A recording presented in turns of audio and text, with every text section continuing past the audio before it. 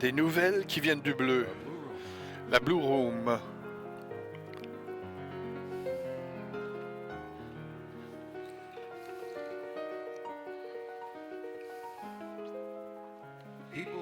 Les gens qui ont utilisé la Blue Room ont des expériences. Ils ont des histoires à raconter.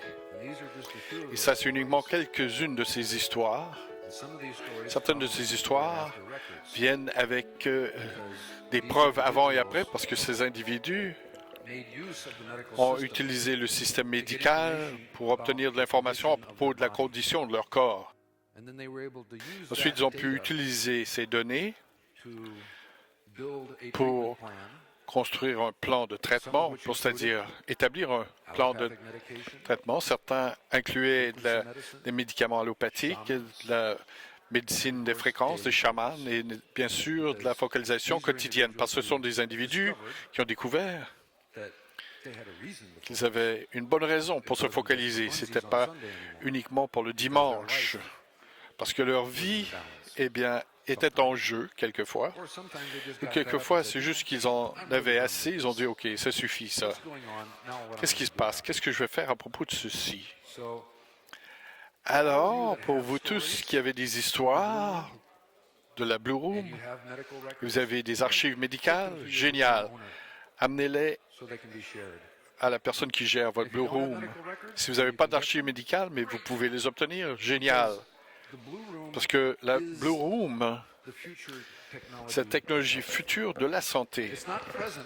Ce n'est pas de la technologie présente, mais dans 40 ans d'ici, peut-être plus tôt cette fois-ci, il y aura une histoire dans le National Geographic quand ils vont mettre leur couverture en bleu, une édition spéciale. Et vous pouvez aider avec cela. Et si vous avez eu des expériences ésotériques qui ne peuvent pas être prouvées par les rayons X ou les prises sanguines, vous pouvez raconter votre histoire parce que tous aiment une bonne histoire. Et c'est votre histoire, c'est votre vérité. Et il n'y a pas de raison d'en être embarrassé. Peu importe ce que les autres disent à propos de votre histoire, que pourraient-ils savoir de vous? Donc, s'il vous plaît, travaillez avec votre Blue Room local, faites ce voyage, faites cet effort pour le futur, pour la recherche qui se passe en ce moment, d'accord?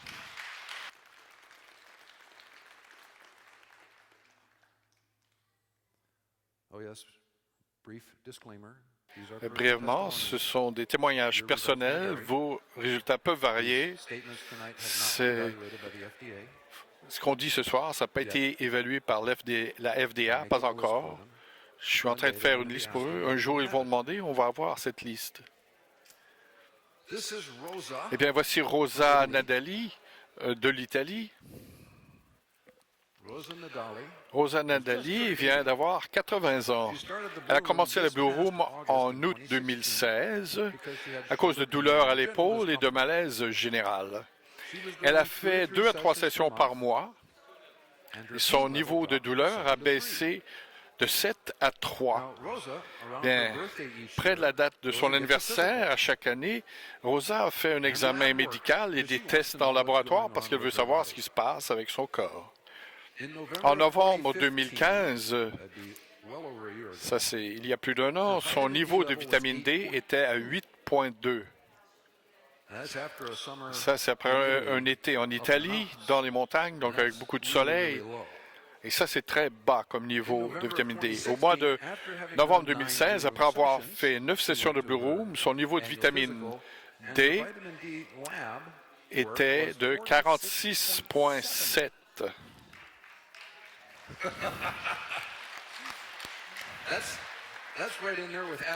Eh bien, ça, c'est un niveau qu'on retrouve chez les adolescents, habituellement les adolescentes. On m'a conseillé, alors que l'on vieillit, on m'a dit, notre peau est moins capable de faire entrer les rayons ultraviolets du soleil, de convertir ça en vitamine D pour envoyer ça au foie et au rein pour le transformer. Surtout quand vous arrivez à un âge avancé, apparemment, la peau ne fonctionne pas comme elle fonctionnait quand on était plus jeune. Eh bien, personne n'a dit cela à Rosa. Et je ne crois pas qu'elle portait un bikini, mais ce n'était pas nécessaire. Parce que la Blue Room, ce n'est pas uniquement à propos de la radiation ultraviolette, c'est ésotérique. C'est un autre monde, c'est un portail de l'ailleurs. Et cela crée des changements authentiques ici. Et Rosa, eh bien, elle a les tests de laboratoire pour le prouver. Alors, 2015, le 3 novembre, en haut, vous allez voir, il y a la date, 3 novembre 2015, Rosa est toujours souriante, mais en bas, au centre, vous allez voir, son niveau de vitamine D est 8,2, alors qu'habituellement, ça devrait être entre 16,1 à 50. Donc, non seulement elle a une déficience, mais elle est presque au fond du baril. C'était au mois de novembre 2015, sans que ça perturbe. Rosa a continué. Et au mois d'août de l'an passé, quelques mois avant son examen annuel, elle fait 9 sessions de Blue Room, 2 ou 3 par mois. Et le 4 novembre 2016, elle a une prise de sang et voilà, elle est à 46,7, bien au-delà du niveau normal.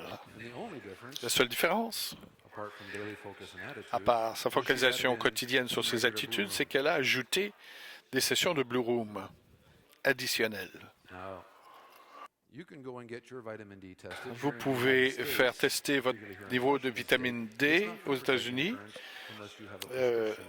À moins que vous ayez une prescription médicale, vous allez devoir payer, mais vous pouvez aller en ligne et acheter votre propre test de vitamine D et le faire au laboratoire local et retracer votre niveau de vitamine D. Vous pouvez faire ça 2 ou 3 fois par année pour voir ce qui se passe avec ce que Jay-Z appelle la vitamine divine. Parce que la vitamine D fait beaucoup de choses. Et la Blue Room, même si vous êtes complètement habillé et vous avez plus de 70 ans, va affecter l'aptitude de votre corps à synthétiser la vitamine D à partir du bleu. Brièvement, dites à votre partenaire, peux-tu croire? Est-ce croyable? Est-ce que tu peux y croire? Tu y crois ou tu as une attitude? Y a-t-il d'espoir? Pouvez-vous vous le dire? Est-ce possible que la Blue Room n'est pas uniquement à propos de lumière ultraviolette? La Blue Room est vraiment quelque chose de plus que cela, de l'ailleurs. Et on va en parler plus tard, mais avant, un autre exemple. L'astigmatisme. Qui, parmi vous, ne savez pas ce qu'est l'astigmatisme? Très peu. Qui, parmi vous, le savez parce que vous avez de l'astigmatisme? Bon, ben, c'est ça. J'ai dû, moi, chercher pour savoir ce que ça voulait dire. J'ai entendu parler de stigmate, mais pas d'astigmatisme. Au moins, j'avais entendu parler de cela. Ça, c'est pas des stigmates. C'est l'astigmatisme. C'est une condition où l'œil ne focalise plus la lumière de façon égale sur la rétine, le tissu sensible à la lumière à l'arrière de l'œil. La cornée d'un œil normal est courbée comme un ballon de basket avec la même rondeur partout. Un œil qui fait de l'astigmatisme possède une cornée qui a la courbure d'un ballon de football américain, avec certaines régions plus courbées ou plus rondes que d'autres, ce qui peut faire que les images apparaissent embrouillées et étirées. Alors pour ceux parmi vous qui n'ont jamais eu l'astigmatisme, imaginez le fait de regarder à travers un ballon de football américain en vert. Et il n'y a pas de guérison pour l'astigmatisme. Vous pouvez avoir des lunettes qui vont corriger, vous pouvez avoir des verres de contact, vous pouvez avoir de la chirurgie au laser, ça peut fonctionner. Il y a des choses que vous pouvez faire, mais en soi, il n'y a pas de guérison et c'est progressif, donc ça empire avec les années. Surtout chez les gens plus vieux, les gens qui lisent, c'est-à-dire nous tous. Alors maintenant, de l'espoir. Emilio Magni, un étudiant de l'Italie magnifique, peut-être vous connaissez, fait de l'astigmatisme important depuis 20 ans. Après 12 sessions de Blue Room, 3 sessions à 3 minutes, 3 sessions à 6 minutes et 3 sessions à 9 minutes, 3 sessions à 12.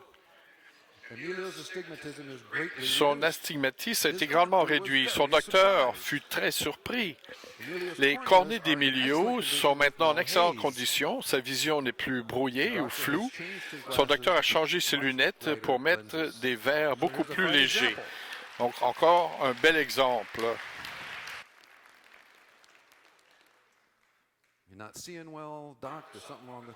Et docteur, je ne vois pas bien. Fais-moi passer un test. Ah, voici le problème. Va chercher des lunettes. Merci beaucoup. Le temps passe. Oh, docteur, mes lunettes ne sont pas comme elles étaient. Le docteur dit, bon, ben, il doit avoir besoin d'autres verres.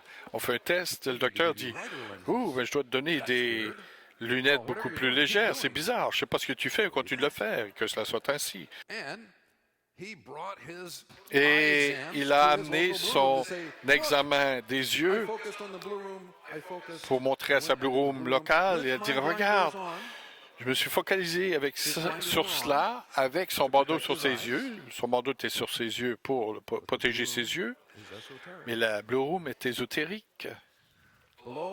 En dessous, vous avez les tomographies de la cornée, c'est pour ceux qui sont optométristes, de mars 2015 et de janvier 2017. Dans la zone de 3 mm, ça c'est juste autour du centre de où vous regardez.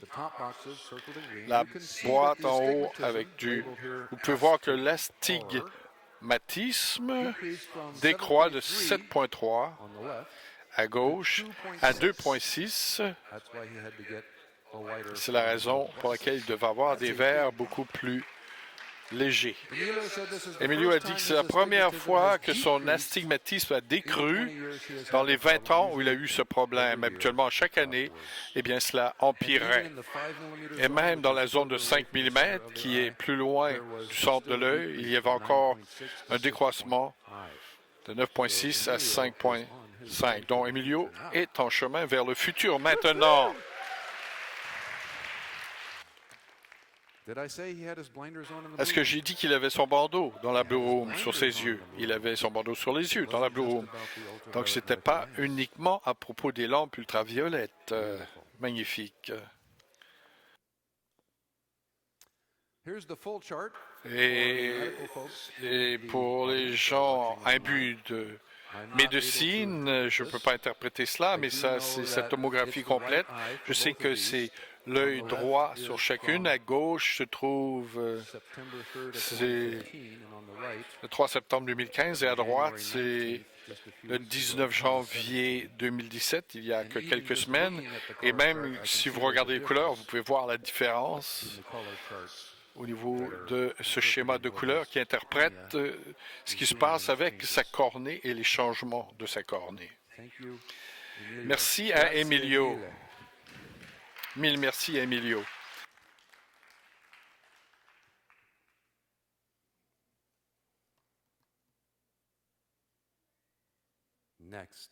Ensuite, on a envoyé un email à propos de celle-ci parce que c'était très excitant.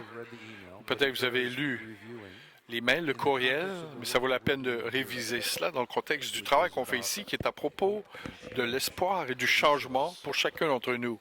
Chacune d'entre nous. Et notre focalisation quotidienne, peut-être, notre focalisation quotidienne ne nous amène pas le changement miraculeux instantané, mais cela ouvre la porte aux possibilités et on est poussée à faire quelque chose de différent. Et cette porte mène au changement même qu'on avait fait dans notre esprit et qui se reflète maintenant, dans notre nouveau voisinage, notre nouvelle expérience. Nikki, au Canada, cancer de la moelle osseuse en rémission après 9 jours de Blue Room. C'est toute une histoire. Nikki a été diagnostiquée avec un cancer de la moelle osseuse, un myélome osseux, en 1990. Elle a fait de la chimiothérapie pendant 5 à 6 ans. Elle est en rémission après 5 à 6 ans de chimiothérapie hebdomadaire. Au mois de janvier 2016, le cancer est revenu. Et en juin 2016, elle décida de faire de la chimiothérapie durant 5 à 6 ans encore. Elle est aussi étudiante du Grand Œuvre et elle faisait sa focalisation.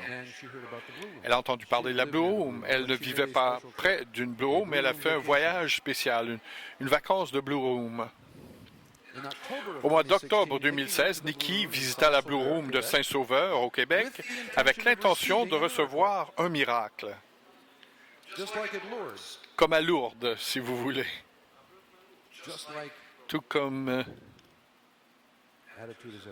qu'on dit, tout est dans l'attitude. Elle a fait 17 traitements en 9 jours. Elle était sous supervision médicale. Elle a mis ses archives, elle a dit, voici ce qui se passe, qu'est-ce que je peux faire avec la Blue Room? Et le consultant a dit, fais ceci. C'est ce qu'elle a fait. 17 traitements en 9 jours, quelquefois ça veut dire 2 fois par jour, pendant plusieurs fois, le matin et plus tard dans la journée. Quand elle est retournée à la maison, elle vit son oncologue qui fut choqué de voir ses tests avaient baissé si rapidement au niveau de son IgA. L'IgA, c'est l'immunoglobuline type A. Son IgA avait baissé de façon si rapide de 19,0 au mois de janvier à 1,63 au mois de novembre. Extraordinaire.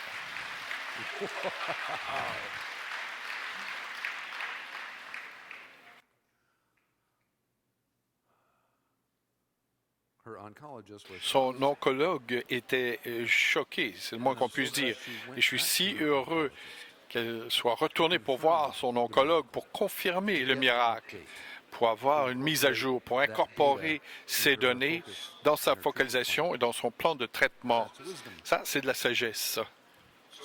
Alors ici, on a à l'écran ces archives médicales.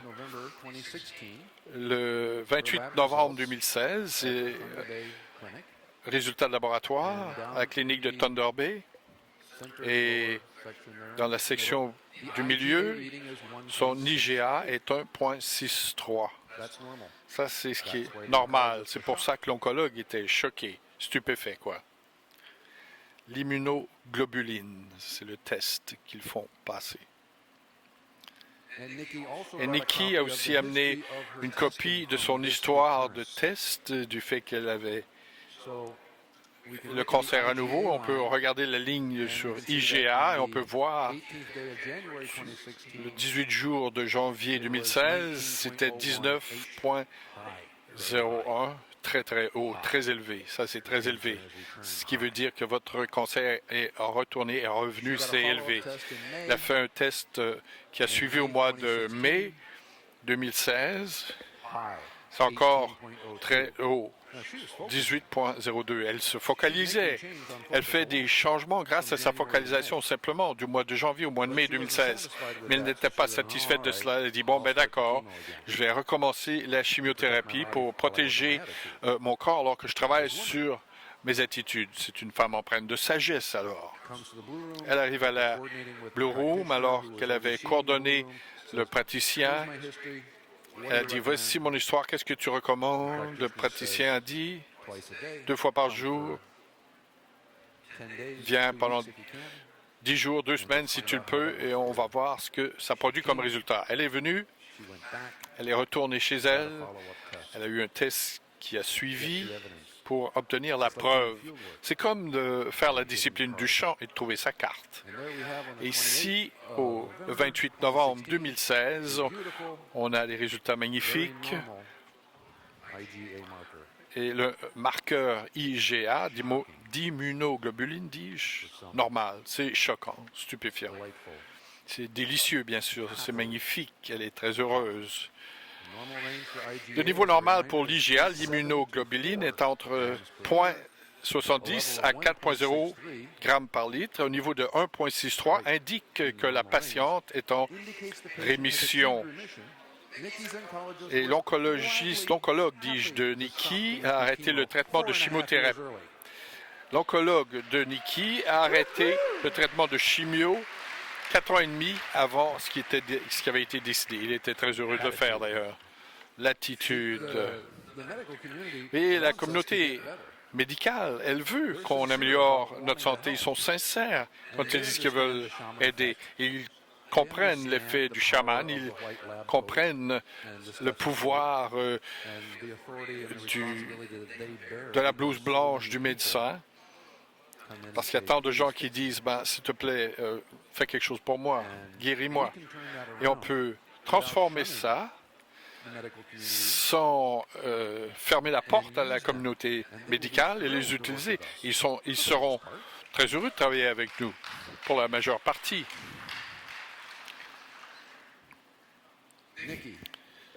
Nikki, je savais que mon cancer avait disparu à cause du miracle que j'avais reçu dans la Blue Room. Je me sentais fantastique. Les pigments de ma peau avaient augmenté. Et ma mobilité était normale. Je suis absolument heureuse et reconnaissante éternellement d'avoir reçu un tel cadeau. Merci beaucoup à Nikki, parce que ça, c'est un cadeau pour le futur.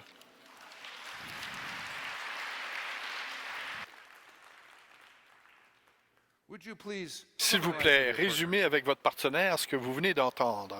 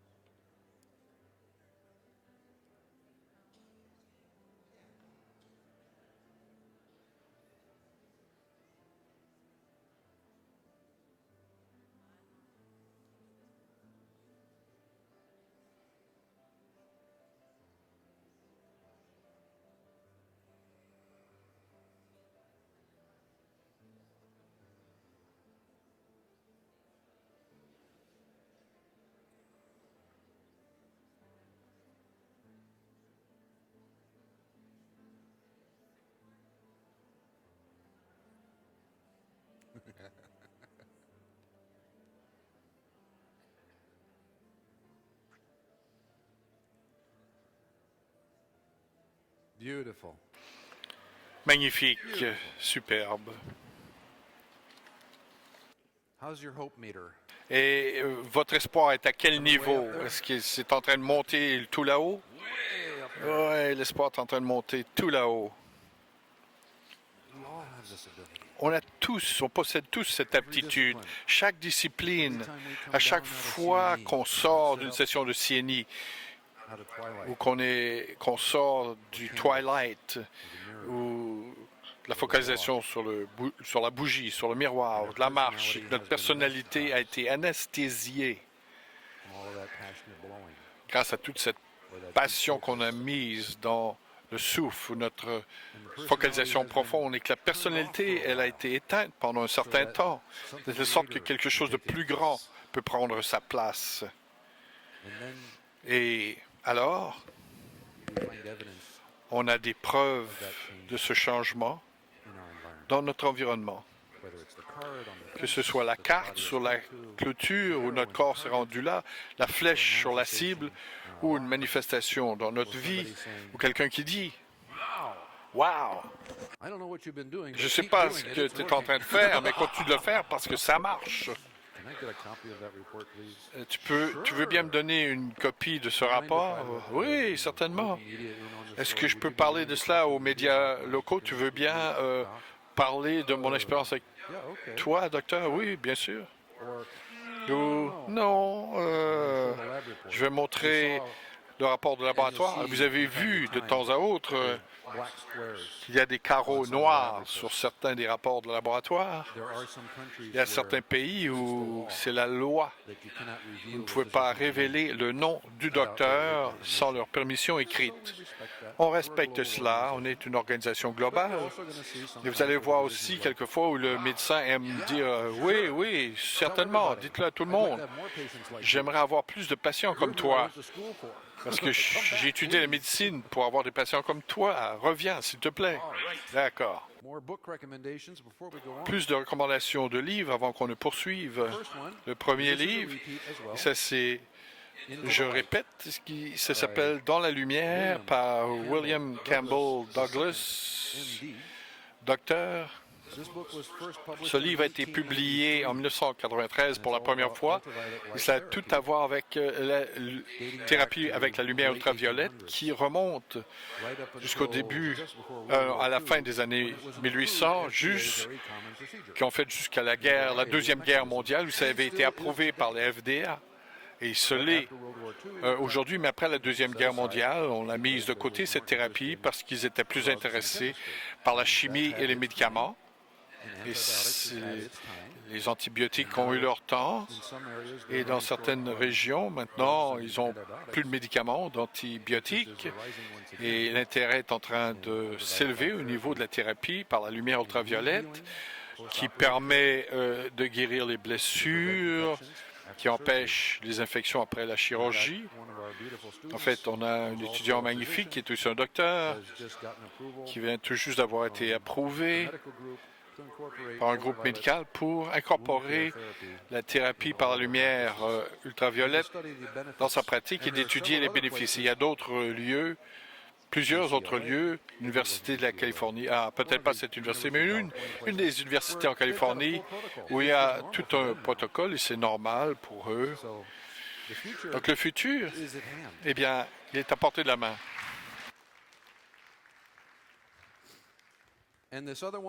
Et cet autre livre, absolument classique, qui a été publié en 1985 la première fois, Le corps électrique par le docteur Becker, un chirurgien orthopédique, à propos du corps électromagnétique, donc électrique. Nous, on appellerait ça peut-être le corps de lumière, quelque chose au-delà simplement de la chimie. Mais il y a une longue histoire, même si ce n'est pas encore populaire, à propos de la nature électromagnétique du système humain et comment ça interagit avec son environnement, comment ça communique, à la fois au niveau cellulaire chimique, à travers tout l'organisme et en interaction constante avec l'environnement social où se trouve notre corps la plupart du temps. Donc, le livre de Dr. Becker est de retour, le body électrique, le corps électrique. Vous allez en entendre parler davantage alors que cette année se déroule. Chose suivante. En fait, eh bien, on traite cette entité. Docteur Matt qui dit on traite cette entité de 368 grammes, c'est-à-dire l'âme. Ils vont avoir une Blue Room au Japon et il est allé à 4 Blue Rooms en Suisse et en Autriche où il a reçu des rapports magnifiques pour son esprit magnifique. Et à une de ses présentations récentes, c'est sorti de lui. On est en train de traiter cette entité de 368 grammes, qu'ici, en fait, on appelle l'âme, bien sûr, qui quitte le corps à la mort. Eh bien, vous pouvez parler de la Blue Room aux gens que vous connaissez. Si vous avez des archives médicales, des rapports médicaux, super. Sinon, c'est génial aussi. Si c'est ésotérique, génial aussi. Parce que la Blue Room, c'est pas uniquement les lumières. C'est de la géométrie divine. Ce sont des lampes médicales. C'est de la lumière bleue. Ça en fait partie. Et c'est un portail qui mène ailleurs. Jay-Z l'a dit. Cela amène sa personnalité en stase, comme les disciplines le font. Dans ce moment de stase, quelque chose de plus grand peut se produire.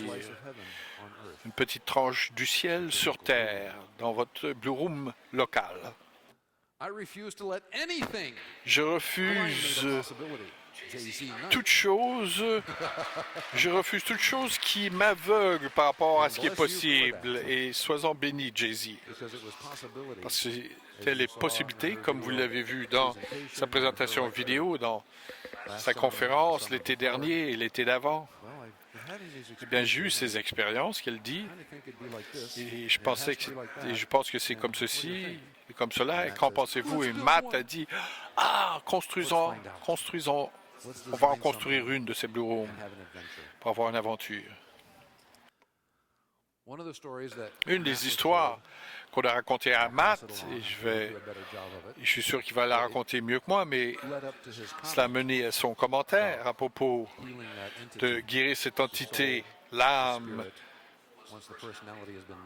alors que la personnalité n'est plus en place. C'est l'histoire d'un vieil homme, pas un étudiant de RSE, et qui avait perdu la volonté de vivre après que son épouse soit morte récemment. Il s'est retiré en lui-même, et en fait, il est en train de mourir carrément. Et il vivait dans un appartement où il y avait justement une Blue Room. Et quelque chose l'a attiré vers la Blue Room. Quelque chose. Il a quitté son petit appartement, est allé dans la Blue Room. Il dit, je ne sais pas pourquoi je suis ici, qu'est-ce que j'ai à perdre? Il s'est allongé dans la Blue Room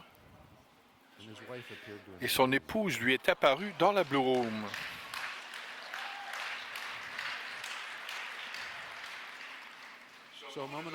Alors, il y a un petit moment, quand je vous disais c'est une petite tranche du ciel sur terre, je voulais le dire de façon littérale. C'était ça son histoire. Donc, maintenant, il sort de son appartement. Il est heureux de dire que la Blue Room m'a sauvé la vie et m'a ramené dans la vie.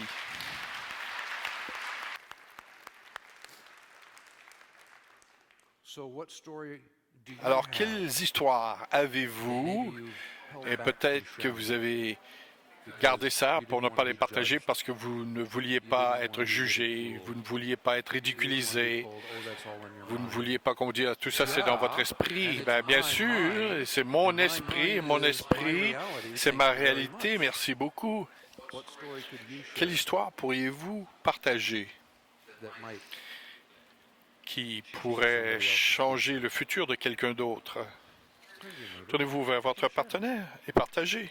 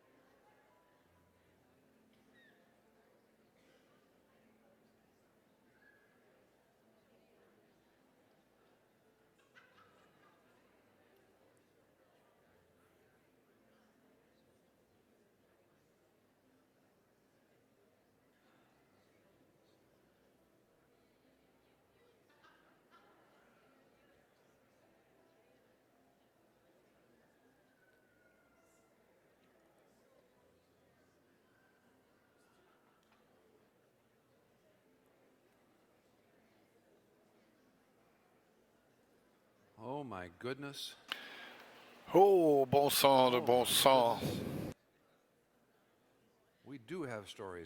On a des histoires à raconter, n'est-ce pas? Si votre histoire est en lien avec une expérience dans le Blue Room, s'il vous plaît, inscrivez-la et partagez-la avec la personne en charge de votre Blue Room. Parce que si les gens ont investi dans la Blue Room, vous devriez donner votre histoire. Et la Blue Room, elle se vend par elle-même. Et peut-être que votre histoire va convaincre quelqu'un qui avait quelque chose de similaire et vont leur permettre de l'essayer. Et après qu'ils ont dans la Blue Room, l'opportunité est mise de côté et ils font l'expérience d'une petite tranche du ciel, un portail qui va au-delà de la lumière plutôt qu'aller dans la lumière. Eh bien, ils vont aller de là. Leur esprit plus profond va savoir et on peut donc aider la croissance de la Blue Room simplement en racontant nos histoires. On peut les raconter les uns aux autres, on peut les raconter aux médias, on peut les raconter aux propriétaires de Blue Room, là où vous allez pour appuyer leur travail. Qui parmi vous, à un certain moment dans votre vie, on dit « Oh mon Dieu, j'aurais souhaité si quelqu'un aurait pu mettre ce ressenti dans une boîte pour le vendre, même si ce n'était pas en lien avec le CNI ou de trouver votre carte ou d'arriver dans le vide. Mais vous avez eu un moment. Il y avait cette pensée. Si seulement quelqu'un pouvait mettre cette expérience, ce moment, en boîte, cette sensation, moi, je l'achèterais, cette boîte. Et d'autres personnes l'achèteraient aussi. Eh bien, on a le ciel dans une boîte à 8 côtés, un octogone, un petit morceau d'ailleurs, le royaume bleu. Et nous avons l'aptitude, grâce à nos propres expériences, on n'a pas besoin de vendre ça sous pression, simplement raconter notre histoire, c'est votre histoire, et ça va toucher quelqu'un. Maintenant, ça m'amène à un sujet, qui est le sujet suivant au niveau de la technologie future de la santé, qui est en train de se déployer ici, de se dérouler ici. Peut-être que vous en avez entendu parler un peu. Et encore une fois, c'est l'esprit d'un maître, J.Z. Knight, qui essaie de guérir son genou de problèmes qu'elle a eu pendant des vies, a manifesté encore, et alors qu'elle s'est rendue en Oregon, alors que vous avez entendu son histoire, jusqu'à son docteur en Oregon pour avoir des injections de cellules souches. Et elle revient, je crois que c'était son deuxième voyage. Elle se focalise sur son genou, elle dit « Pourquoi je dois aller en Oregon pour avoir des cellules souches? Pourquoi on ne devrait pas avoir... On devrait avoir des cellules souches dans l'État de Washington. C'est tout ce que ça a pris. Comme elle le dit, je refuse toute chose m'aveugler par rapport aux possibilités. Donc, les cellules souches sont venues dans l'État de Washington. Une petite présentation avec une histoire d'abord.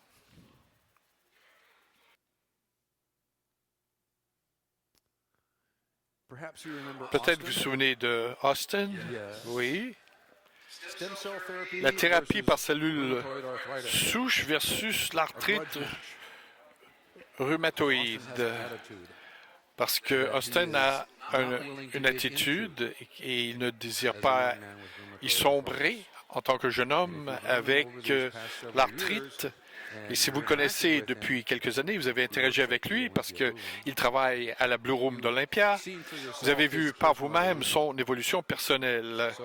Alors, j'ai demandé à Austin, qui voulait bien essayer la thérapie par cellules souches, s'il allait nous donner une mise à jour. Il nous a envoyé cette lettre. Je vais commencer en disant que j'ai plongé dans la thérapie des cellules souches sans beaucoup d'informations, mais avec un cœur et un esprit ouvert. Mon premier traitement, c'était une infusion intraveineuse. Et après une semaine du premier traitement, j'ai remarqué que les effets secondaires multiples du médicament que je prenais, Enbrel, et d'autres médicaments occidentaux, sont complètement dissipés. Donc, après une semaine de son premier traitement, il s'est rendu compte que beaucoup des effets secondaires de ces médicaments sont disparu. Ces effets secondaires, c'était des maux de tête, des nausées, des sueurs froides, sueurs chaudes. Et le fait d'être confortable dans ma propre peau, ça a été une amélioration énorme avec ce soulagement. J'ai eu aussi une réduction du gonflement dans mes genoux, mais ce n'était pas énorme. Est-ce qu'il a une attitude ou quoi? C'est comme... Il est heureux de ne plus avoir de nausées et de sueur froide la nuit, même si c'est toujours cette douleur dans les genoux. Il ne voit pas ça comme un échec. Mon deuxième traitement, c'était une injection directement dans le genou droit.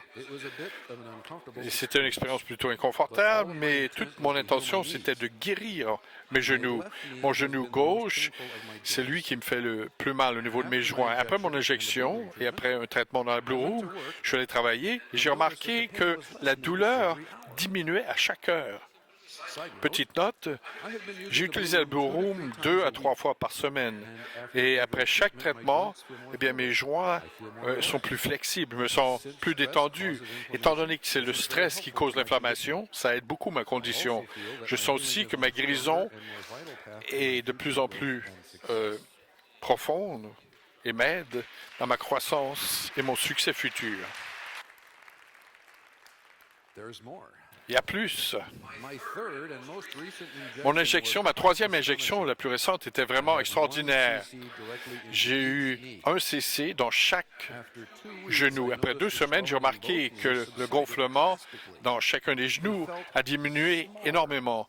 Mes genoux, je les sentais comme plus petits et l'inflammation était presque plus présente. J'ai vécu avec l'arthrite rhumatoïde juvénile chronique pendant 5 à 6 ans maintenant et je sais quand quelque chose est différent et ce que ça fait comme sensation dans mon genou. Ma découverte la plus récente, c'est que mon genou droit, celui où j'ai le moins mal, en fait, est en train de se guérir. Ce mot est puissant et signifie beaucoup. C'est quelque chose que je n'ai pas dit depuis beaucoup de temps à propos de quoi que ce soit, et encore moins à propos de mes genoux. Alors j'ai décidé de tester cela. J'étais dans ma chambre et j'ai décidé de lever ma jambe gauche pour mettre tout mon poids sur mon genou droit. Et ensuite, je me suis penché à moitié. J'avais presque plus de douleur alors que je faisais cela. Eh bien, cela, c'est une expérience énorme pour moi. Ça m'a donné une dose énorme d'espoir.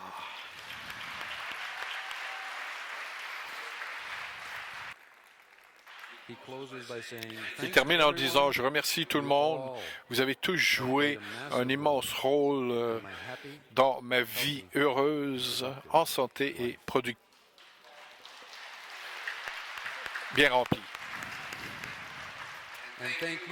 Et merci à Austin d'avoir partagé son histoire avec nous tous. Que Dieu te bénisse.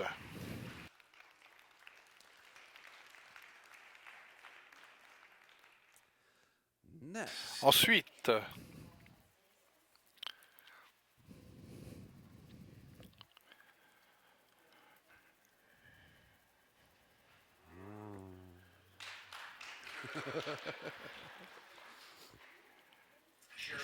Sharon est ici à cet événement.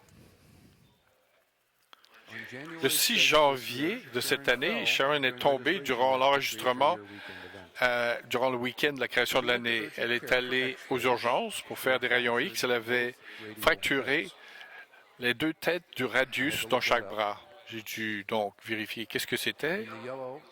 En jaune, vous allez voir à gauche et à droite, c'est quoi la tête du radius, l'os radius dans chaque bras. Et voici un beau diagramme de Google. L'os du radius se rend de votre coude à votre... Le radius va du coude jusqu'au poignet. Et la tête, elle va du sommet de l'os qu'on appelle le radius jusqu'au coude. Dépendamment à quel point la fracture est sévère, vous pouvez avoir besoin donc de plâtre.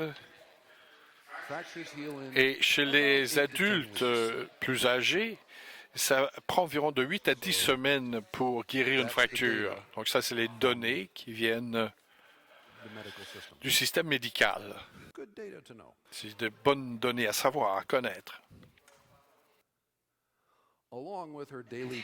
Avec sa profonde focalisation, Sharon a fait 3 sessions de Blue Room par semaine. Elle a eu une infusion par intraveineuse de cellules souches et a utilisé un émetteur de fréquences électromagnétiques à chaque jour.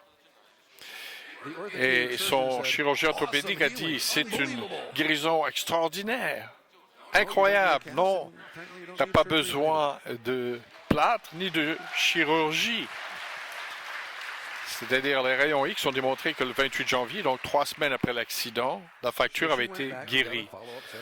Donc, elle est retournée pour avoir des rayons X pour suivre. Elle a amené cela à l'expert, le chirurgien orthopédique. Il a dit, « Wow! Ça, c'est absolument incroyable! Uniquement après 4 semaines. Mais en fait, non, ces rayons X, c'est après 3 semaines. Extraordinaire! » Et j'ai rencontré le chirurgien orthopédique. Si vous connaissez Shannon, eh bien, son époux Lani, c'est le docteur qui travaille en Utah ici, et c'est lui qui a fait la consultation. Il était en fait ici durant cet événement de la création de l'année. Et il a dit, elle a tombé. Oh, et il dit, quelle belle opportunité! Pas pour faire de la chirurgie ou la mettre dans un plâtre, mais la Blue Room, les cellules souches, parce qu'il est impliqué avec le processus de cellules souches et par l'émetteur de fréquences électromagnétiques avec lequel elle a travaillé, Sharon, parce qu'il a lu le livre de Dr. Becker. Génial, superbe. Donc, il était absolument enthousiasmé d'avoir l'opportunité de voir une étudiante du Grand œuvre qui a brisé ses 2 os du coude alors qu'elle venait à un événement pour créer son année, imaginez. Au nom de la science. Donc, lors de son suivi, il a dit, c'est extraordinaire, la fracture s'est guérie, elle a guéri. Elle dit, oui, mais j'ai encore mal un peu, j'ai un peu de douleur. Oui, mais les os sont guéris parce qu'il est chirurgien orthopédique. Il a dit, tu n'as pas besoin de chirurgie, tu n'as pas besoin de plâtre. Focalisation magnifique, tu devrais tout aimer. Donc, il y a des gens dans la communauté médicale qui aiment faire exactement ce genre de choses. Ce pas de mauvaises personnes. Il y a des gens qui ont cet entraînement et qui peuvent donner leur expertise à leur aventure alors qu'on maintient la puissance en nous. On les utilise en tant que consultants pour ramasser les données, voir ce qu'ils pensent et ce qu'ils pensent qu'on devrait faire et d'intégrer ça dans notre travail. Donc, on a un buffet immense. Et à la fois, Ramtha et Jay-Z, aussi longtemps que j'ai été étudiant, depuis 1990, ils ont toujours dit, utilisez ce qui vous est disponible, utilisez tout le spectre de possibilités. Parce que tout ça, ce sont de bonnes données. Et maintenant, nous avons encore plus de données disponibles pour nous. Et Dr. Paulos Lani fait partie d'une fondation de recherche qui fait des recherches approuvées par le FDA sur les cellules souches en tant que chirurgien orthopédique. Il les utilise en tant qu'injection directe. Il utilise aussi des lampes ultraviolettes au niveau de son soin post-opératif. Il a construit ça en Utah, à côté du IMR. Donc, ils peuvent faire passer les gens à travers les rayons ultraviolets et de retour et peuvent donc ainsi recueillir des données. Donc, le futur de la science est en train de se dérouler devant nos yeux et nous sommes des participants. Et on a des participants de cela tout autour de nous. C'est magnifique. Focalisation merveilleuse. Merci de ta participation, Sharon.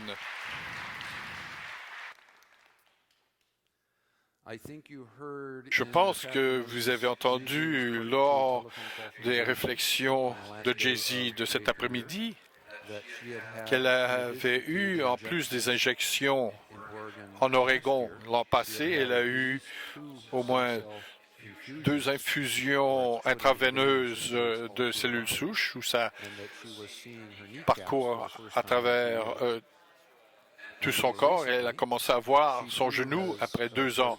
Et aussi, elle a commencé à expérimenter avec une de ces machines qui fait des pulsations électromagnétiques. Ça n'a pas encore de recherche. C'est au mois d'avril qu'on va vous donner cela. Et elle m'a mentionné l'autre jour qu'elle s'est réveillée le premier matin après avoir utilisé cet appareil, après avoir l'infusion de cellules souches, que son genou, elle le sentait serré.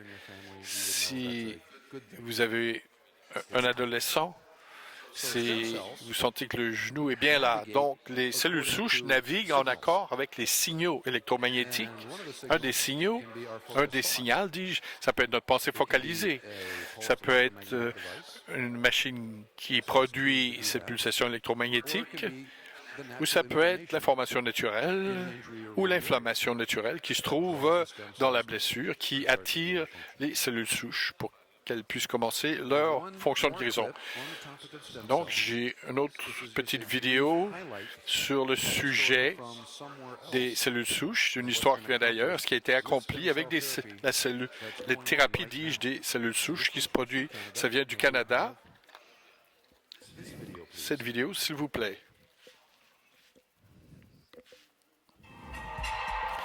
Des scientifiques canadiens ont fait reculer la sclérose en plaques. Les scientifiques ont mis en échec la sclérose en plaques chronique en utilisant des cellules souches. Le traitement consiste à purifier des cellules souches recueillies pour effacer la mémoire de la maladie. Les cellules souches ainsi purifiées sont retransplantées dans le patient. Le traitement a réussi dans 70% des cas où il arrête ou renverse la maladie. C'est le seul traitement qui a complètement stoppé la maladie sans médicaments. De plus amples études sont en cours pour rendre le traitement accessible à plus de patients atteints de sclérose en plaques.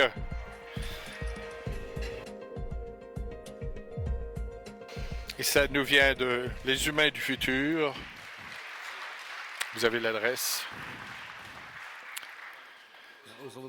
C'est un petit extrait que Jay-Z a trouvé sur Facebook et qui fait partie des recherches modernes. Ce n'est pas révisé par des scientifiques, mais c'est une source de ce qui se passe dans ce lieu où tous ont accès. Et c'est comme écrit dans le ciel pour que tous puissent le voir, c'est-à-dire Facebook. C'est bien sûr une image. D'accord?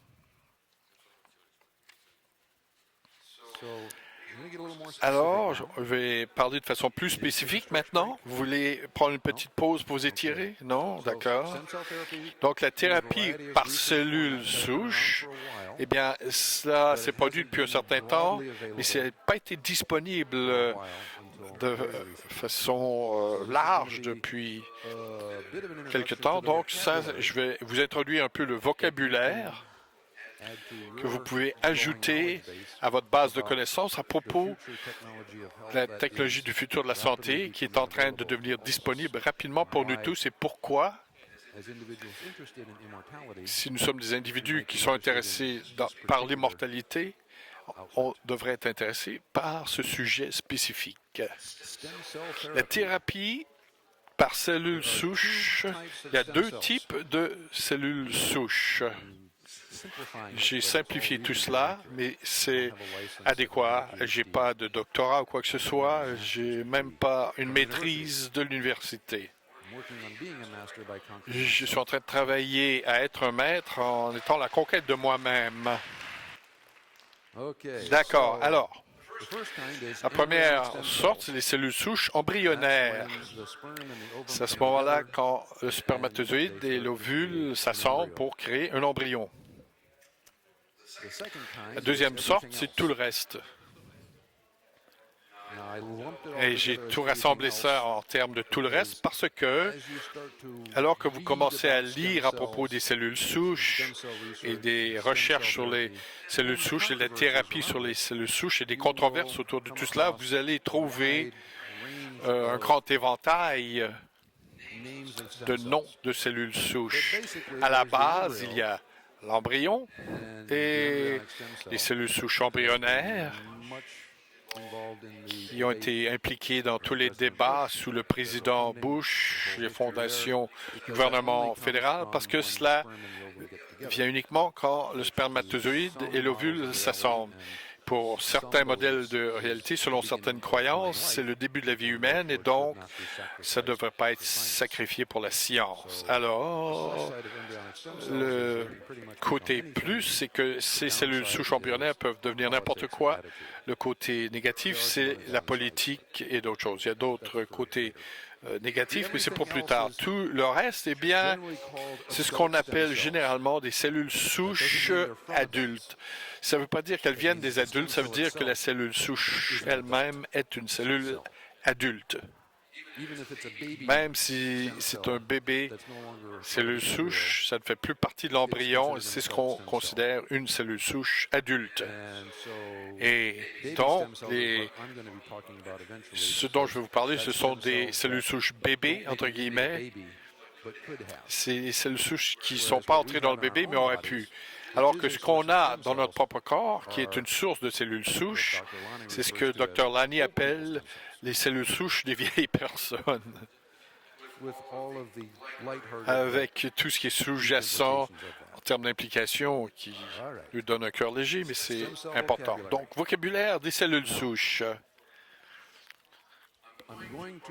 Je vais emprunter le modèle de RSE de la triade pour cette présentation, cette introduction au niveau du vocabulaire sur les cellules souches en tant que guide. Ce n'est pas de la science exacte, mais parce que vous êtes familier avec la triade et des niveaux de conscience et d'énergie. J'ai superposé certaines terminologies des cellules souches avec la triade uniquement pour donner une correspondance générale d'une façon simple, qui nous est familière, pour qu'on puisse créer un pont avec quelque chose peut-être qui nous est moins familier maintenant. D'accord? Alors, voici notre triade. En haut, c'est le 7e niveau, l'inconnu infini. Spermatozoïde, l'ovule, ça pourrait être n'importe qui, n'importe quoi, ils se rassemblent, moment analogique, la création. Suivante, les cellules souches totipotentes, totalement puissantes. Quelquefois, vous allez voir cela écrit comme omnipotente, comme les particules omni. Donc, totipotentes en français, ces cellules peuvent devenir n'importe quoi. Ce sont des cellules souches, toujours, dont on parle. Suivante, les cellules souches pluripotentes.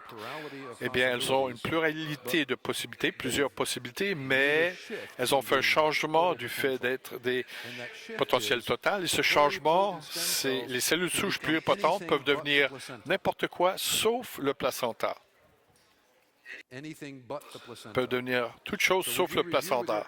Le placenta, dis-je, vous voulez bien réviser avec votre partenaire les 3 premiers niveaux au niveau du vocabulaire des cellules souches.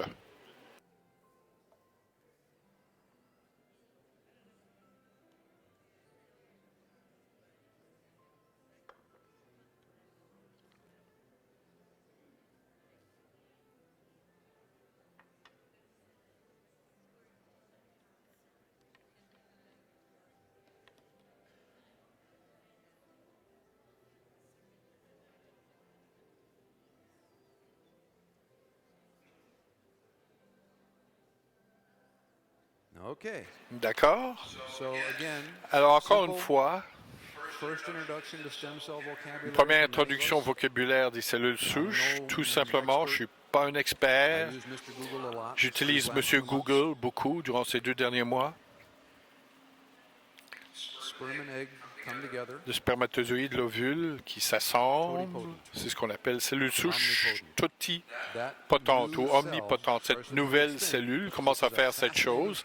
C'est une étude fascinante et je ne vais pas explorer ça ce soir, mais je vous encourage à le faire parce que c'est l'histoire des origines de l'être humain, du véhicule dans lequel on s'est incarné. Et il y a de très belles lectures à faire à propos de l'embryologie humaine qui correspond très très bien avec ce que nous avons appris à propos de l'incarnation et des bandes. et de comment on moule une vie. Mais pour l'instant, donc, cellules souches totipotentes peuvent devenir n'importe quoi. À pluripotente, ça peut tout devenir, sauf le placenta. Le placenta qui est un organe, entre guillemets, magique. On descend le long de la triade, on arrive à les cellules souches multipotentes. Les cellules souches multipotentes que vous voyez à l'écran ici. Donc, le niveau, ça peut devenir 3 sous-catégories différentes de cellules. Donc, ils ont des potentiels multiples, mais pas autant de potentiel que les niveaux au-dessus. D'accord? Ça va? Et ça, on connaît cela depuis notre entraînement. Ça va? La chose intéressante à propos de ces niveaux élevés dans ce modèle, c'est que les cellules souches ne sont pas polarisées. Elles sont rondes, elles ne ressemblent pas à grand-chose parce qu'elles ne se sont pas polarisées, elles ne se sont pas spécialisées. Elles sont non polarisées. Donc, on peut dire, sur notre modèle, au-dessus de la lumière.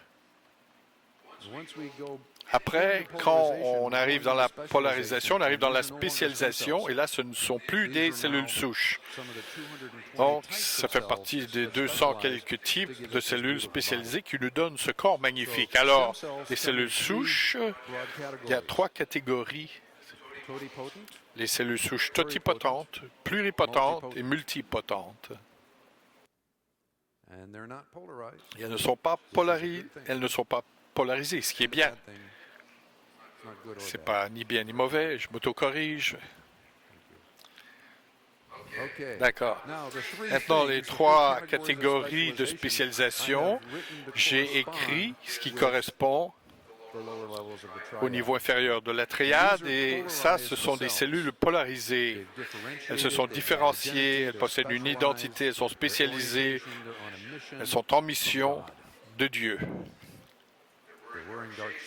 Quelquefois, elles portent des lunettes fumées. Il y a l'endoderme. C'est les niveaux les plus profonds des cellules qui correspondent grosso modo à la lumière. Le mésoderme, c'est en plein milieu. Méso veut dire milieu. C'est la section des cellules qui sont dans le milieu entre les choses profondes et de l'ectoderme qui est les choses externes. Donc si on commence avec en bas, l'ectoderme, c'est toutes les cellules à l'extérieur, donc presque à l'extérieur. C'est la peau, les yeux et notre cerveau. Le cerveau, ça c'est fascinant.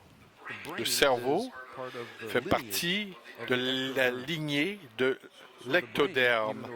Bien que le cerveau semble être à l'intérieur de notre crâne, il est aussi à l'extérieur. Notre peau fait partie de notre cerveau. Notre cerveau, en fait, il est en lien avec l'environnement. Donc, il croît depuis l'ectoderme. Dans le milieu se trouve le mésoderme et profondément à l'intérieur se trouve l'endoderme. Et j'ai une diapositive qui s'en vient sur ces substances différentes. Mais ça, c'est uniquement du vocabulaire. Vous voulez bien réviser les 3 types de spécialisation des niveaux inférieurs. Brièvement, l'endoderme, c'est-à-dire l'ectoderme, c'est extérieur, mésoderme, dans le milieu, et l'endoderme, c'est ce qui est profondément à l'intérieur, comme le corps de lumière, par exemple, profondément à l'intérieur.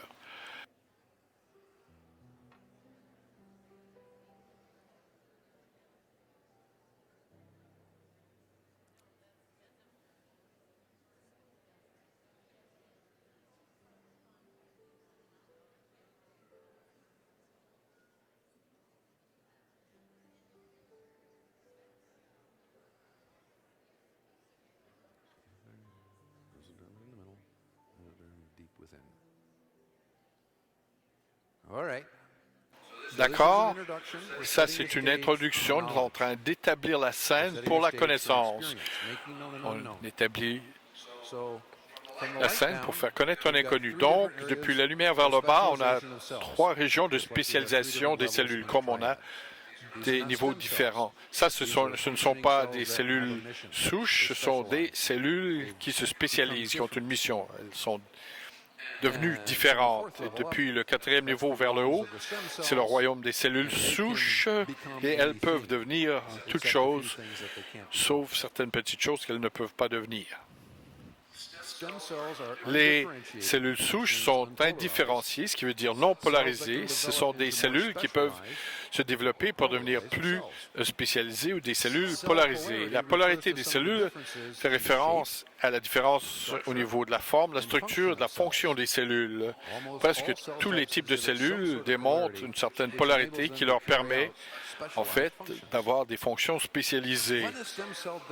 Quand une cellule souche se divise, chaque nouvelle cellule a le potentiel de ou rester une cellule souche ou de se différencier pour devenir un type de cellule plus spécialisée. C'est une des caractéristiques des cellules souches. Quand elles se divisent, elles peuvent se reproduire dans une de ces cellules filles et aussi créer une cellule spécialisée. Donc, vous avez toujours une cellule souche qui reste. Elles ne sont pas limitées au niveau de leur temps de vie, les cellules souches, parce qu'elles ne sont pas polarisées. Elles ont un potentiel plus long. Elles sont plus puissantes. Et dans ça, c'est le schéma régulier, donc c'est bien rempli, mais c'est le genre de choses que vous allez trouver alors que vous commencez à faire vos propres recherches au niveau de pourquoi vous voudriez vous impliquer avec les cellules souches. La thérapie par cellules souches, c'est quoi le bénéfice pour moi? On commence en haut et vous pouvez voir la triade sur le côté ici qui va sa différenciation. Donc, c'est de plus en plus spécialisé. Alors que les choses deviennent plus spécialisées, elles deviennent moins flexibles. Comme on a appris au niveau de la neuroplasticité, quand vous ancrez ça dans le programme, c'est moins flexible. C'est la même chose au niveau cellulaire. Du côté gauche, vous voyez en bleu pâle, une cellule souche totipotente, un embryon. Et ensuite, ça change, ça devient pluripotent. Et la cellule souche pluripotente peut tout faire sauf être le placenta. Et ensuite, elles peuvent continuer leur changement pour devenir multipotentes. Et elles peuvent se changer de ci, de là. Un des changements les plus importants au niveau, un des changements les plus importants dans les recherches, c'est la plupart des livres sont dépassés parce que ce champ d'études change si rapidement. Même Wikipédia est dépassé. Google est en quelque sorte dépassé aussi. Donc, finalement, je suis retourné aux journaux en ligne parce que j'essayais de comprendre pourquoi les types spécifiques de stem cells qui attiraient Jay-Z pour les amener ici à Washington. C'était quoi à propos de ces cellules souches? Eh bien, qui brillaient plus que toutes les autres cellules. Et j'ai trouvé la raison. C'est parce que ces types de cellules souches dont je vais parler ont l'aptitude, comme une cellule souche pluripotente, de devenir les trois types de spécialisation que j'ai montré. Donc, d'une certaine façon, qui correspond à une cellule souche pluripotente, naturellement, parce que la cellule vient du cordon ombilical et du placenta. D'accord? Donc, les sources de cellules souches pour la thérapie par cellules souches, vous pouvez avoir les cellules souches de la moelle osseuse. Et ça, c'est une opération clinique qui se poursuit en ce moment. Vous pouvez avoir des cellules souches, des tissus adipeux. Donc, c'est le terme technique, tissu adipeux. Donc, autour de votre ventre, vous avez des cellules souches. Il y a des cliniques qui vont prendre ce tissu adipeux, mettre ça dans une centrifuge et réinjecter les cellules souches et pas le reste. J'ai entendu parler de ça il y a 5 ou 6 années.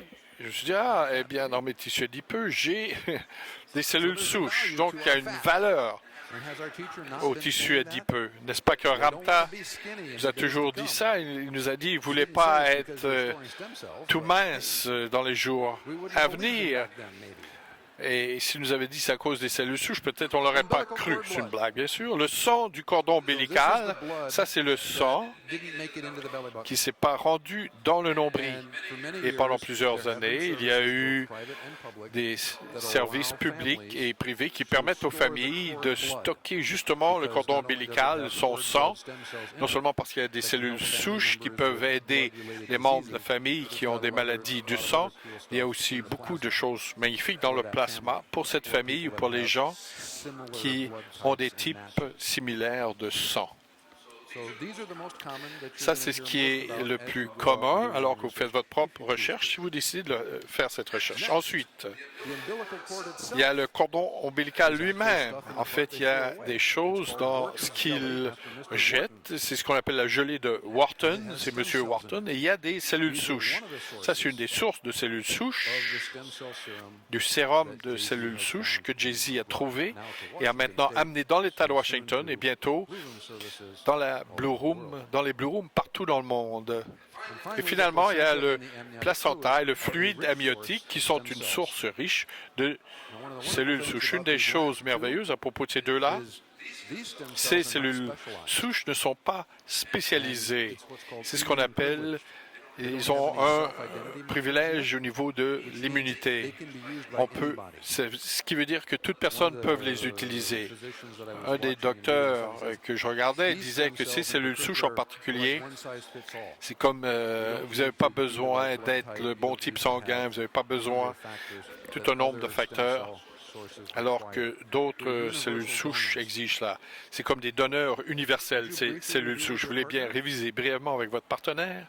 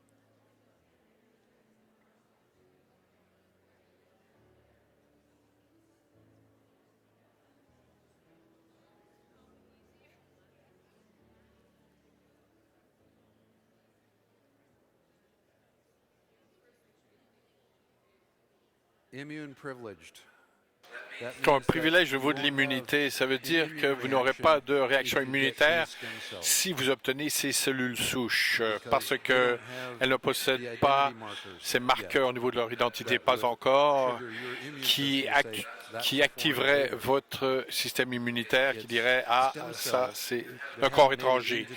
Donc, c'est des cellules souches qui ne sont pas encore entrées dans le fœtus. Et en plus d'être des cellules souches, elles n'ont pas encore été influencées.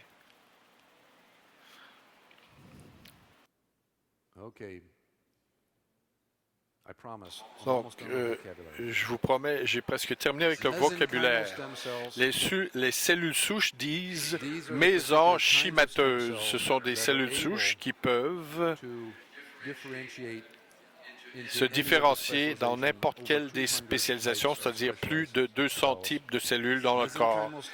Les cellules souches mésenchymateuses qui viennent justement de cette gelée de Wharton, habituellement jetées après la naissance, mais on peut les récolter, ces cellules, et donc Jay-Z, il les appelle les scientifiques fous, qui finalement a découvert un processus qui permet de faire cela.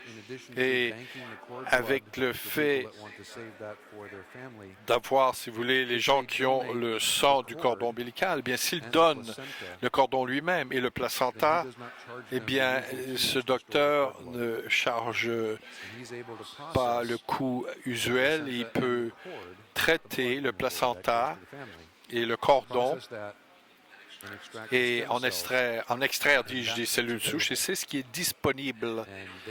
Et ça ne va pas dans un laboratoire pour qu'on les faire grandir, donc il n'y a aucune possibilité de contamination. Ça vient directement du placenta, du cordon ombilical, ça va dans un congélateur profond dans la clinique pour être donné. Donc ce sont des bébés cellules souches. Elles ont environ 9 mois d'âge et elles n'ont aucun marqueur d'identité, aucun antigène, aucune attitude. Et elles sont simplement prêtes à aider ces cellules souches. Et patron, dis-nous ce que tu veux qu'on fasse, on se met au travail. Une des recherches que je lisais, ce chercheur mettait des cellules souches dans une boîte pétrie à côté de cellules souches adultes, qui sont toujours des cellules souches, mais qui ont passé un temps de vie dans votre corps, dans mon corps, et de tous les facteurs environnementaux, toutes les attitudes. Non, elles ne fonctionnent pas aussi bien que les bébés cellules souches, mais qu'on les met dans une boîte pétrie à côté de bébés cellules souches, elles se communiquent les unes avec les autres. Les bébés cellules souches relâchent certains de leurs marqueurs, de leurs nutriments, qui font la migration à travers la membrane et qui vont réjuvéner les cellules souches adultes. C'est pas beau, ça?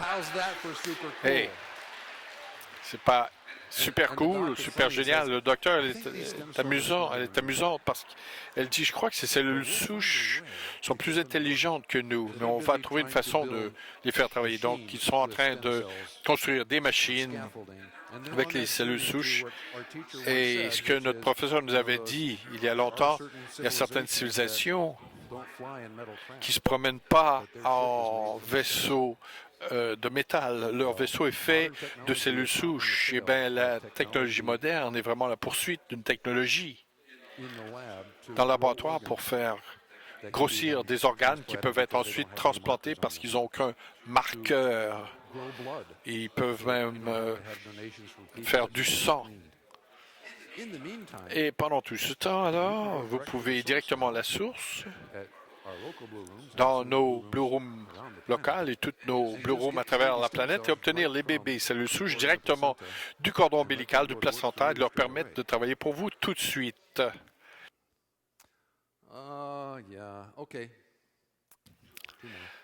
Donc,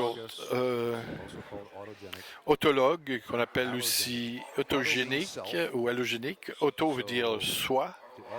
Autologue, ces cellules sont des cellules de votre corps qu'on retire, avec lesquelles on travaille et qu'on remet en vous.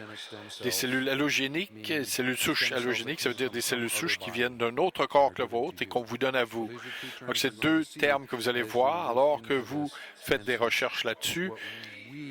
Et nous, à travers Jay-Z et son partenariat, on a accès aux cellules allogéniques. On obtient les cellules de quelqu'un d'autre. On ne travaille pas avec nos propres cellules souches directement. C'est là où Jay-Z avait commencé alors qu'il retirait ça de sa graisse et on injectait ça dans son genou. Donc, c'est l'évolution de son cheminement et nous, on peut participer là-dedans maintenant et pas d'attendre que quelque chose soit terminé dans un laboratoire dans des années dans le futur. Donc, l'aptitude des chercheurs d'isoler des cellules souches multipotentes depuis le sang du cordon ombilical et de placenta postpartum, c'est très excitant comme développement. Ces cellules souches peuvent se transformer dans tous les types de cellules, il y en a 200, et en théorie vivent aussi longtemps que le corps. Ils ont aussi plus de cycles reproductifs dans leur vie comparé aux cellules souches adultes. Donc, ces bébés cellules souches ont une très longue vie en face d'elles parce qu'elles viennent d'un fœtus qui s'apprête à naître. Donc, on les obtient. Et ces cellules sont très heureuses de vivre un long temps et de de rajeunir nos propres cellules souches qui disent « Ah, un nouvel enfant parmi nous, faisons quelque chose. » Et ce quelque chose sera relié à nos attitudes, bien sûr, parce que c'est nous qui leur donnons les instructions. Il y a donc de l'espoir dans la science médicale, la science future, et ça se déroule en face de nous si seulement on a les yeux pour le voir. Est-ce que vous connaissez les télomères? Si vous n'avez pas entendu parler des télomères, vous allez en entendre parler demain dans un enseignement brillant qui implique un personnage qu'on adore à l'école, Gladys, et peut-être que maintenant, vous allez entendre l'enseignement de Gladys avec de nouvelles oreilles, de nouveaux yeux, pour ceux et celles qui ne sont pas familiers avec les télomères. Les cellules typiques du corps se divisent 50 à 70 fois. Alors que les cellules se divisent, les télomères, la fin des chromosomes, rapetissent. Et ce vieillissement de la cellule apparaît être en corrélation avec l'âge physique du corps. Par contre, les cellules souches expriment un enzyme qui s'appelle la télomérase qui agit pour allonger les télomères et permettre aux cellules souches de se diviser beaucoup plus de fois que les cellules du corps habituelles. C'est un de leurs secrets aux cellules souches. C'est une des valeurs d'avoir des cellules souches genoux vieilles parce qu'elles font partie du mécanisme de réparation du corps. Donc ça, c'est un autre extrait vidéo à propos des télomères, ce qui est maintenant nouveau excitant dans le monde. On a entendu parler de cela depuis 10 ans ou plus même. Alors que l'extrait est intéressant, toutes les choses différentes que les auteurs parlent dans leur livre, c'est la dernière minute qui est le plus pertinent pour nous parce qu'ils ont leur propre façon de dire que tout est dans l'attitude. On fait jouer ce court extrait. Donc, je demande pourquoi il y a des gens de 60 ans qui ont l'air de 40 ans et des gens de 40 ans qui ont l'air de 60 ans. Eh bien, les scientifiques appellent ça l'effet des télomères. Et directement de New York, Dr. Elizabeth Blackburn, qui a gagné le prix Nobel en médecine, et Elisa Appel, on vous remercie d'être avec vous. Donc, Dr. Blackburn, est-ce que ça signifie quand quelqu'un dit, eh bien, 60 ans, c'est le nouveau 40 ans, est-ce qu'il y a de la science derrière cette affirmation? Eh bien, le fait, on peut avoir de l'influence sur nos processus de vieillissement. Et c'est ce qui est relié aux télomères. Et donc, je vais vous dire brièvement c'est quoi les télomères. Donc, par exemple, si on pense à un lacet de soulier, c'est important de protéger la fin de ce lacet de soulier. Donc, les télomères, c'est comme le bout des chromosomes, notre matériel génétique. On doit protéger la fin de notre fil d'ADN. Sinon, ça va mener à des risques plus élevés de maladies qui s'accumulent alors qu'on vieillit. Par exemple, les maladies cardiovasculaires, le système immunitaire qui ne peut pas combattre les infections, même la démence et le diabète. Donc, garder les télomères, qui est la fin du fil de l'ADN, c'est quelque chose qu'on a beaucoup plus de contrôle là-dessus. Et on a écrit un livre à ce sujet pour vous montrer toutes les façons qui informent les gens à propos de ce qu'ils peuvent faire. Eh bien, moi, j'ai cet oncle, vous savez, il avait 50, 60 ans, mais il avait l'air de quelqu'un de 30 ans. Il n'a jamais bu, il n'a jamais fumé, il faisait de l'exercice. Est-ce que cela influence tous ces... Eh bien, ça, c'est certains des facteurs qui affectent le fait d'avoir des télomères bien forts, qui gardent les gens en bonne forme et qui augmentent leur vie. Et son attitude mentale et comment il était par rapport au stress, il n'était pas stressé, il faisait beaucoup d'exercices. Et en fait, nos études ont démontré que le fait de faire de l'exercice, ou si vous marchez avec vigueur, par exemple, ça a cet effet contre le stress. Et les gens qui ont beaucoup de stress ont des télomères plus courts, mais s'ils font de l'activité, même si ce n'est que 10 minutes par jour, cela les protège, ça protège les télomères. Docteur Appel, votre collègue a dit qu'aussi longtemps qu'on garde ces télomères en bonne forme, s'ils sont bien nourris et en santé, comment on fait cela? C'est quoi la meilleure nourriture? Eh bien, il y a une grande liste de façons. Ce que vous faites, ça devrait être différent de ce que votre collègue fait. C'est votre style de vie et votre esprit, la façon que vous pensez. Donc, pour répondre directement à propos de la nourriture, eh bien, les nourritures qui ont beaucoup d'antioxydants et qui prennent tous ces radicaux libres, c'est ce qui protège les télomères. Par exemple, moins de sucre et plus de légumes, bien sûr. Et pas de bacon, c'est pas bon pour les télomères, les saucisses, etc. Donc, on ne veut pas devenir fou au niveau du régime. Ce qu'on dit, c'est important de changer l'équilibre de ce que vous mangez. Soyez conscient, parce qu'ainsi vos télomères peuvent être plus forts en faisant des choses qui ne sont pas vraiment difficiles à faire. Par exemple, en faisant de l'exercice de façon très modérée, si vous étiez sédentaire auparavant. Moi, ce qu'on essaie de faire, c'est de montrer toutes ces études qui ont ces preuves en termes de quel genre d'effet les gens peuvent produire sur leurs propres télomères. Et souvenez-vous que vos télomères écoutent vos pensées. C'est très important. Donc, votre esprit, comment vous répondez au stress. Et on peut changer cela et beaucoup de façons. Par exemple, d'avoir moins de stress, de se détacher du stress. C'est notre réponse au stress. Et ça, c'est très important au niveau des télomères. Par exemple, on montre la méditation sur notre site Web et vous utilisez ces petits moments entre les choses que vous faites pour vous restaurer. Donc, merci beaucoup de votre temps. Les télomères, on pense au futur. Merci, mesdames. S'il vous plaît, résumez les télomères, les attitudes, marcher, éliminer le stress, par ce qu'on appelle, nous ici, se focaliser brièvement, et ensuite, on va résumer, terminer.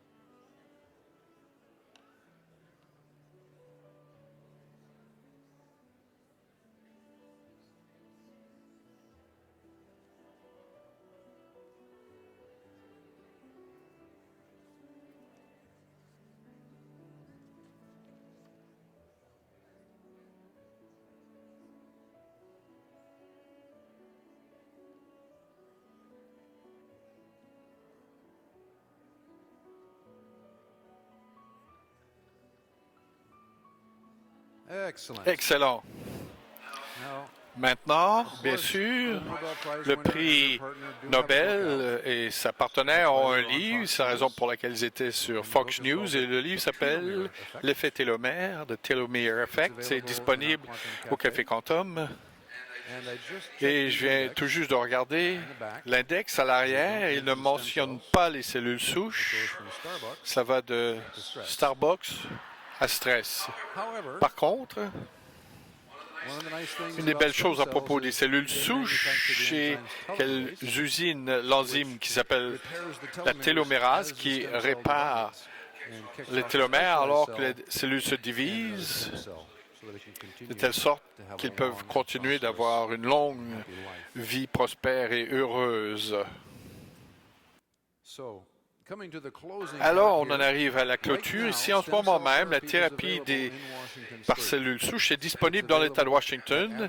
C'est disponible à la clinique Absolute Health à Olympia, qui a une Blue Room. Et dans la Blue Room, eh bien, vous avez une session de Blue Room quand vous faites cette thérapie par les cellules souches. C'est aussi disponible au Wellness Center ici à Yelm. Il y a là une belle photo de Dr. Lanny, l'époux de Shannon, et il se promène en Utah et ici. Il vient ici pour de longs week-ends et il est très heureux d'être impliqué dans le futur de la technologie médicale ici et de ramener cela avec ses associés en recherche pour avoir plus de fonds, pour faire plus de recherche.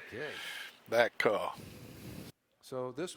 Alors, cela vient de notre courriel, notre email qui a été envoyé pour que vous ayez une idée. StemVive, c'est un produit spécifique qui vient du placenta et du cordon ombilical qui est extrait et qui est séché à froid, directement, pas séché à froid, mais séché profondément, après une naissance par césarienne, et ça se rend directement à la clinique.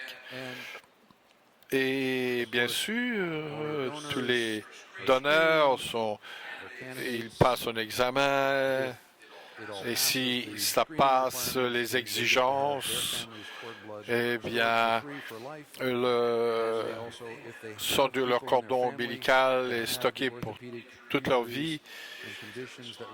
Et s'ils répondent bien à ce traitement de cellules souches, ils obtiennent cela, dis-je, gratuitement. Et c'est ce qui permet d'avoir ce sérum disponible dans la clinique. Et nous allons développer l'envoi international. Ils peuvent déjà envoyer au Canada.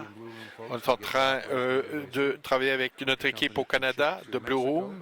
Ils peuvent aussi envoyer ça au Mexique. Ils sont en train de travailler avec la FDA et leur département de l'export, import, pour ce qu'ils peuvent faire pour les autres pays. La banque des cellules souches et l'extraction, c'est approuvé par la FDA.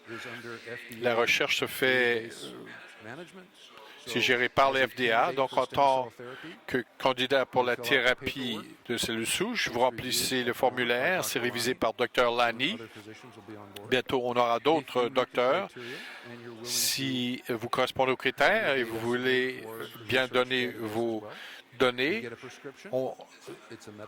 vous recevez une prescription que vous pouvez déduire, ainsi de suite.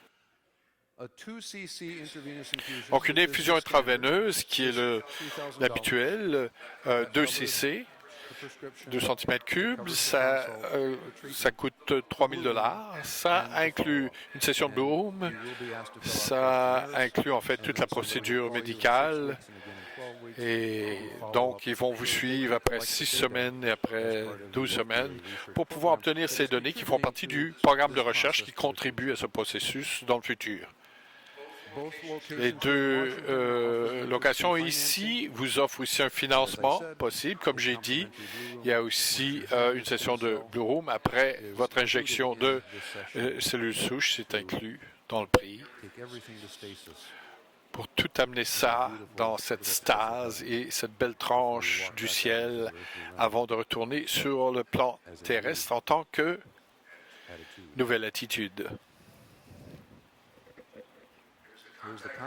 C'est l'information. Vous pouvez aussi aller à blueroom.com, cliquer sur la page de la location pour contacter un de ces deux lieux pour avoir plus d'informations spécifiques et voir quel est votre intérêt au niveau d'incorporer cette technologie du futur maintenant.